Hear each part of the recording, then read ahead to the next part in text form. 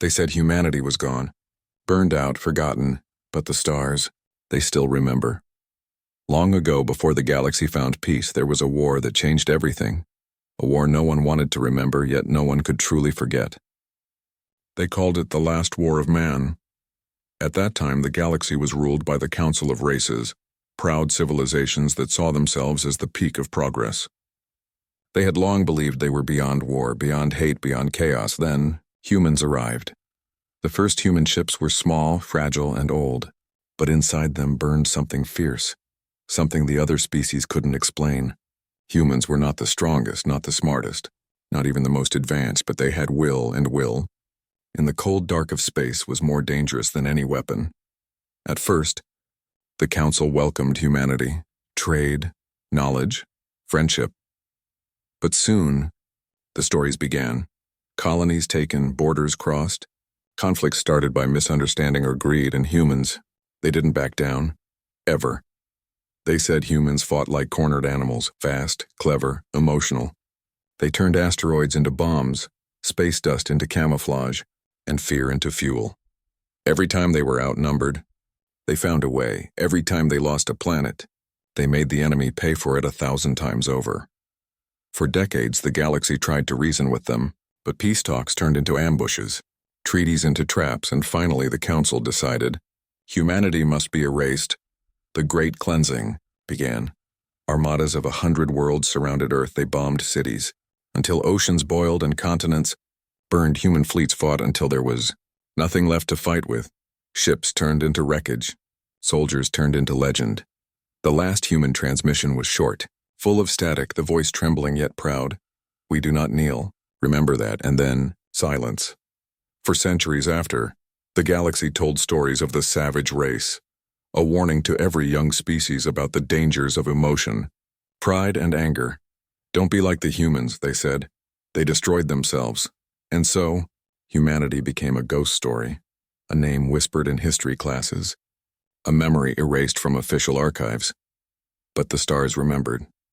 Because even after centuries, their satellites still drifted, their ruins still glowed, their weapons, quiet, but alive, still waited. Then one day, deep in the Orion Arm, something changed. A small research vessel, belonging to the Verine species, picked up an old transmission. At first, the signal was weak, just static and noise. The crew ignored it.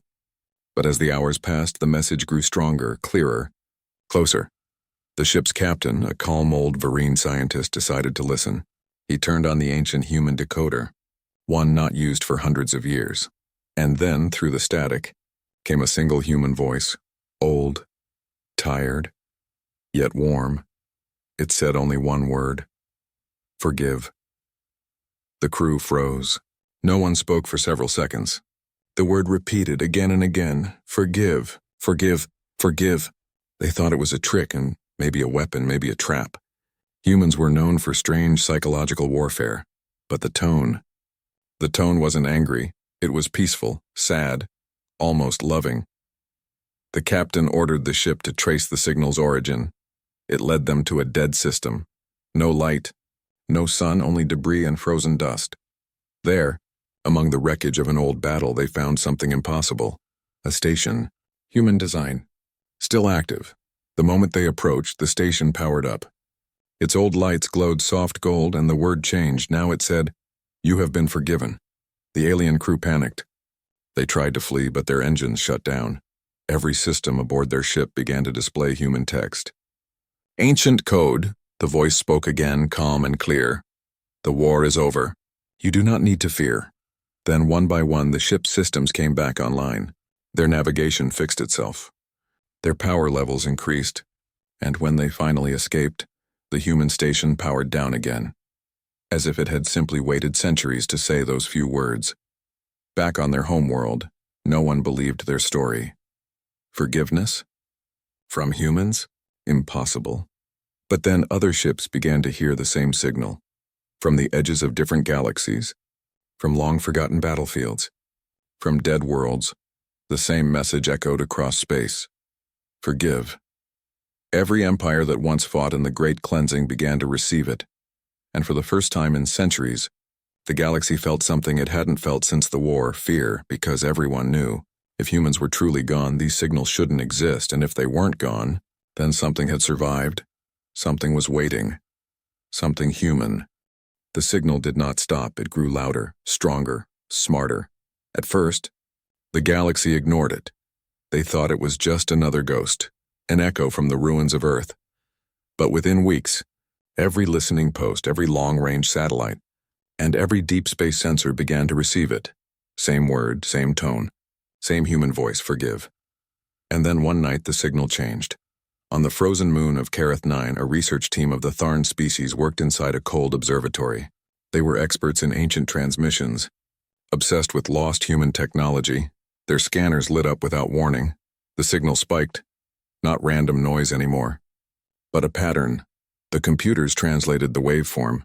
It was human speech again, but this time, it was speaking directly to them. Tharn people of Kareth 9, you destroyed our last colony. We forgive you. The room fell silent. No one moved. The scientists looked at each other, their scales trembling in fear. How could it know that? One whispered. That war had happened over 400 years ago. No one alive even remembered it. The leader, Dr. Viral, leaned forward. Trace it, he ordered.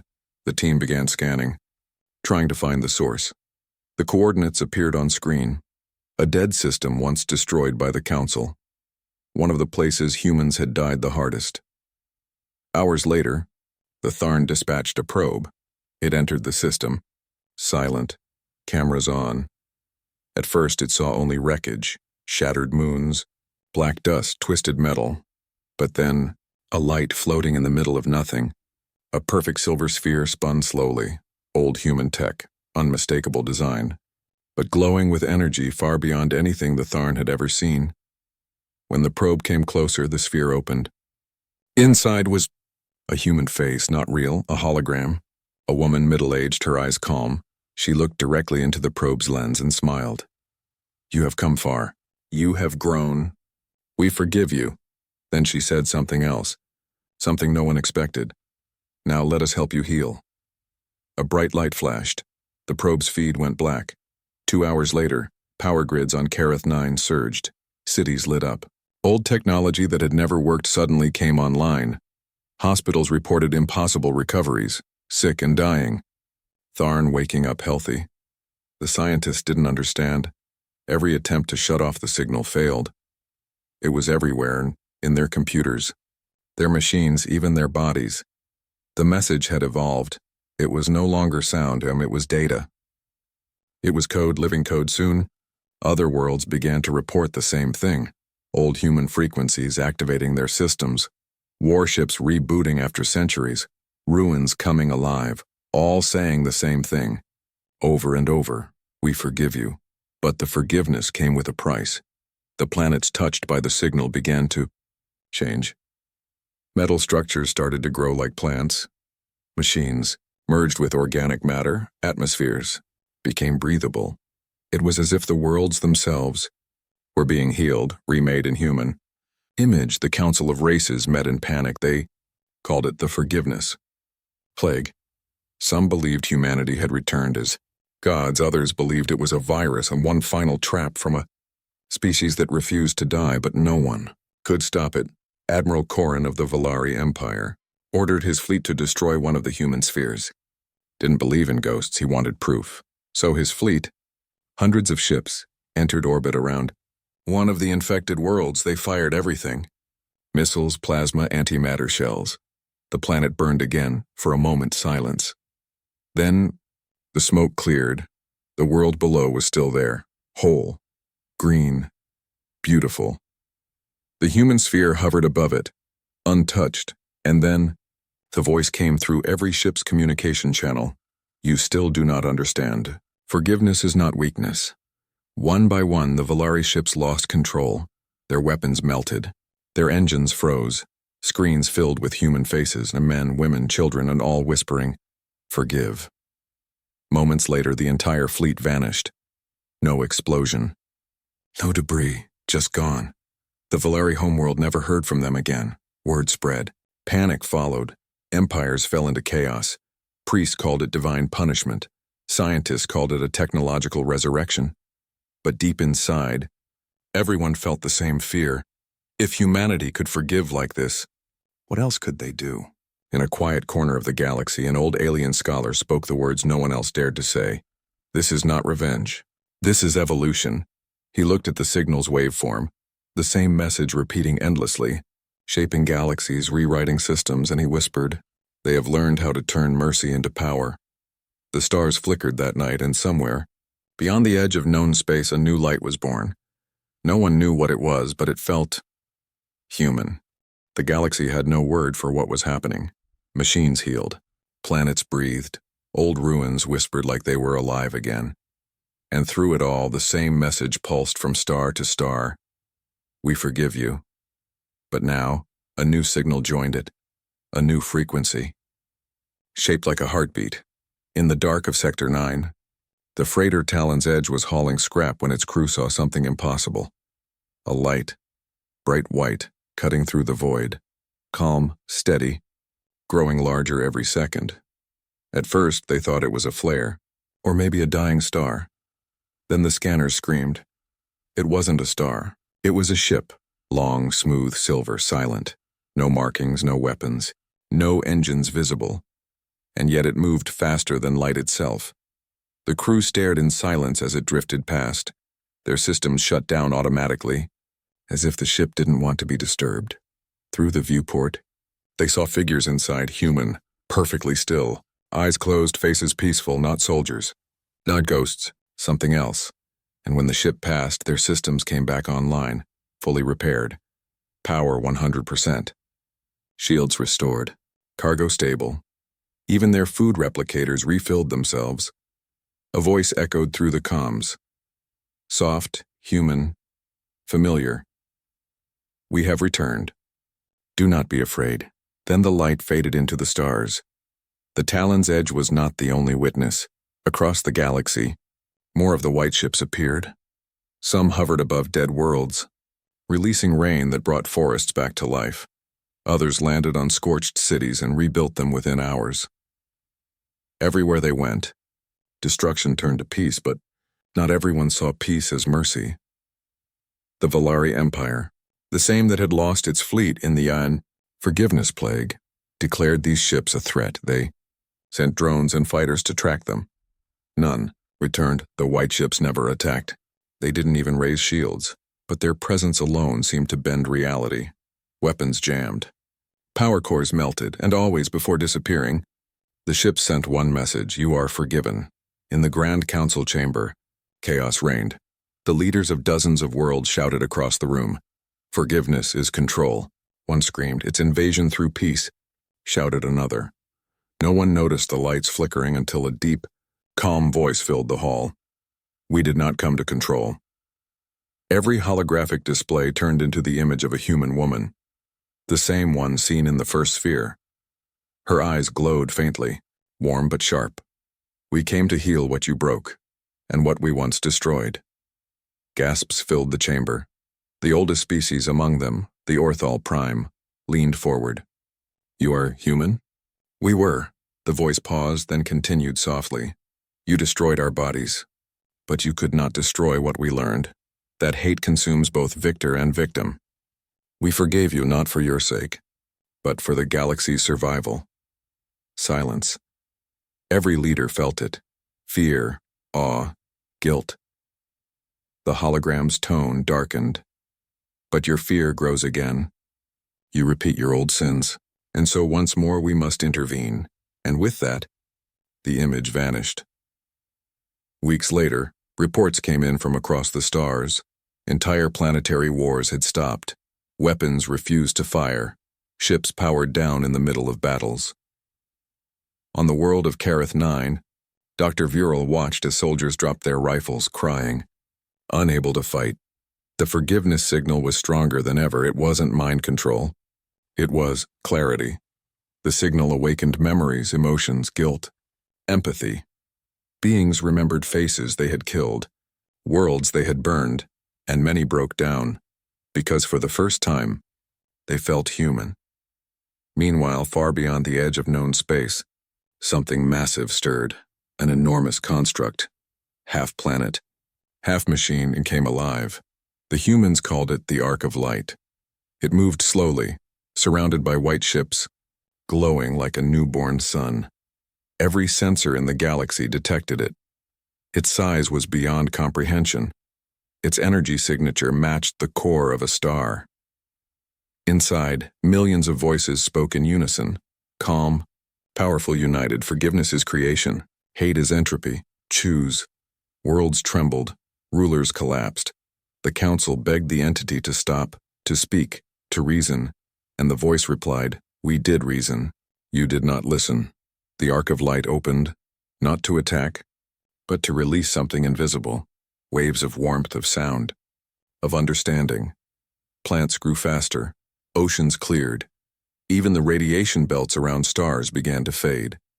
The galaxy realized this was no invasion. It was rebirth.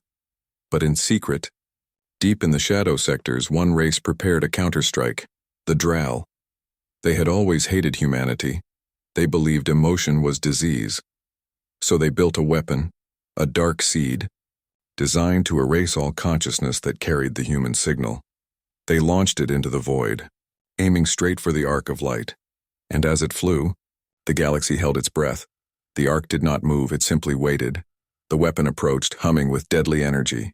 Then, it stopped, frozen in space, inches from the arc's hull. It disassembled itself, molecule by molecule, until nothing remained. The voice of the humans echoed once more across every world, every heart. "We forgive you." Again. That night, stars across the Milky Way flickered white, brighter than ever before. And as alien children looked up from their worlds, they saw new constellations forming, shaped like human hands, open, reaching outward. The galaxy finally understood a terrible truth. Forgiveness was never mercy. It was power, and power had returned. They thought they had time. They thought the signal could be contained. They were wrong. The forgiveness wave had already spread beyond their systems, beyond their galaxies, reaching places no telescope had ever seen. It wasn't light. It wasn't sound. It was something else, something alive, and by the time the galaxy realized it, it was too late. For years they had studied the human return, their ships, their stations, their strange miracles, but no one understood where the power came from. The humans didn't mine stars. They didn't use reactors, they simply were. The white ships carried no engines, yet they traveled faster than light. Their cities grew like living trees, their towers humming with quiet harmony, and their presence changed everything around them. Worlds healed. Species began to evolve faster. Even time flowed differently near them. At first it felt like a blessing. Then, the change became irreversible. On the world of Zarkon Prime, scientists noticed something terrifying. Entire mountain ranges were reshaping, not by erosion, not by force, but by will. The rock itself was rewriting into crystal DNA of every creature began to carry traces of human code. Human fingerprints in alien life. The council called an emergency session. Admiral Corrin's Second Fleet surrounded the Arc of Light, demanding answers. Their warships, trembling in the presence of that impossible structure, sent their final broadcast. "Identify yourselves," a voice answered. "Calm, ancient, and heartbreakingly human. We already have." The ships opened fire. For a moment, the stars went dark, the flash of weapons, the glow of plasma, the fury of empires, and then silence. Every ship, every missile, every weapon froze mid-space. Crew members dropped their guns, unable to move. The human voice filled their minds. "We did not come to fight, but we will not let you destroy yourselves again." And then the fleet was gone. Not destroyed, not vaporized, simply gone. Reappeared in orbit above their own homeworlds, unharmed, yet marked. Each ship's hull now bore a single word etched in glowing letters: forgiven. The galaxy panicked. Billions prayed, billions fled, and billions just waited. Everywhere the same strange transformations began. Worlds turned brighter. The air tasted cleaner. The night skies filled with new constellations, shapes of human hands, faces, and hearts. The forgiveness wave was rewriting the galaxy, turning chaos into calm, turning matter into memory. And still, The humans spoke softly. We forgive you, but you must let go. No one knew what that meant. One scientist, Dr. Verl of Kareth 9, had a theory. He believed humanity had merged with something greater than physical form, the very fabric of consciousness itself. He called it ascended humanity. He recorded his final message before disappearing. They are not gods. They are what we were meant to be. They forgave the galaxy, and in doing so, they became part of it. Every atom they touched remembers kindness. Every planet they healed becomes them. His message ended with a whisper. When you forgive enough, you stop being mortal. And then it happened. The arc of light began to expand, not in size, in presence. The stars nearest to it started to fade, not from destruction, but from transformation. They turned white, pulsing like hearts. Every heartbeat matched the signal that began this all. Forgive. Civilizations tried to run, to hide in distant corners of the universe, but the wave moved faster than light. It wasn't chasing them. It was becoming them. Planets melted into oceans of light, cities turned transparent.